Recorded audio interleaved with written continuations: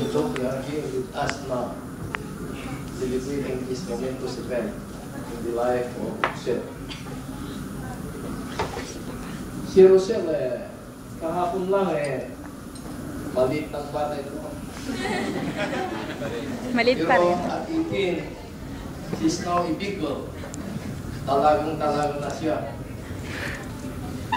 And she is fit and ready to step into a new world, which is the social world. As a debutant, si Rosel, this event marks her first public appearance and her formal presentation to society. She has stepped also into a new age, which carries with it new responsibilities and new rights. She owes it to the society to contribute to it, as well as new rights. No? There are two rights that I can think of now.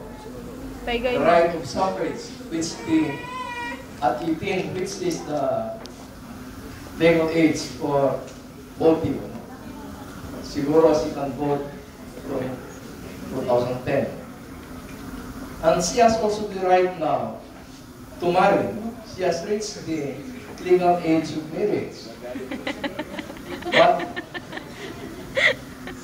I forewarn Rosel not to rush into marriage. Kasi yung kasal sakalat ang ibig sabihin. So, if Rosel has a boyfriend now, I think she has, she should tell him not to rush her into marriage. Because a teenage marriage, an early marriage, is not only a problem, but is inevitable. So I advise Rosel to first concentrate on her studies. She should steer away from social distractions and from temptations.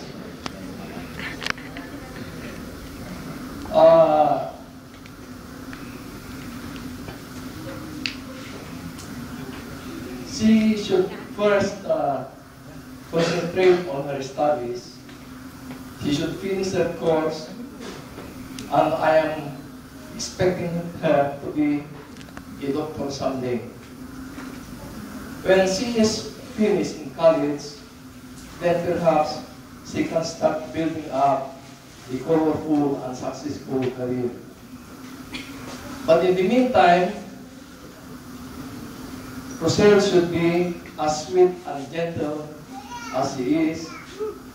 She should always be humble as we know her. She should be true to her classmates, to her friends, to her family, and to herself. For this is the only way she can be loved and trusted by the people around her. It is unfortunate that her mother is not with us this evening. She is working in a faraway land, making the sacrifice to keep Rosel and her sister Virginia in school. But her father, who is up right now, is watching over us. As happy as we are in celebrating this momentous milestone in Rosel's life. Up there in heaven, my son, who is Rosel's father, is always praying for her welfare, for her continued good health, for her success in life, and for her happiness. My son, the father of Rosel, may not be physically present, but he is with us in spirit.